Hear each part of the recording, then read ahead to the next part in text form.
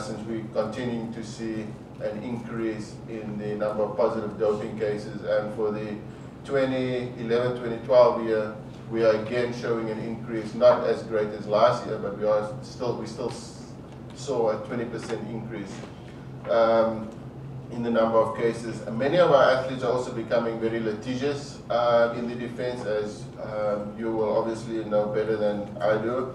The tribunals that hear these cases are independent, and therefore your understanding of the World Anti-Doping Code, which throughout the day we'll just refer to as the code, and an understanding of the SA anti-doping rules is obviously very, very important, because that's the framework and the template from which you base your decisions. And we focus purely on, obviously, doping and drugs in sport. And the questions that South Africa has been asking and dealing with as we look to revise our legislation and redefine who we are as an agency.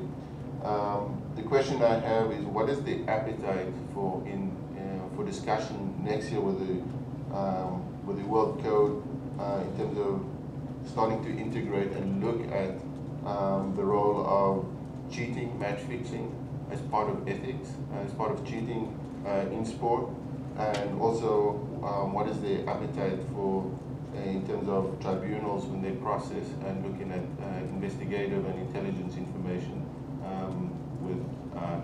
with relation to sanctions. We've been developing closer and closer working relationships with our Hawks, our intelligence, our SAPS, and I just had an informal meeting on Wednesday evening on the issue of the underworld and trafficking and manufacturing of specifically steroids in South Africa, and it's a bit tricky from my perspective as a sports administrator, and that's why we're partnering with these agencies that have more expertise. But what it does do is we will be faced with a situation where we will have to charge either sports personnel, entourages, or even athletes that haven't tested positive in an analytical sense.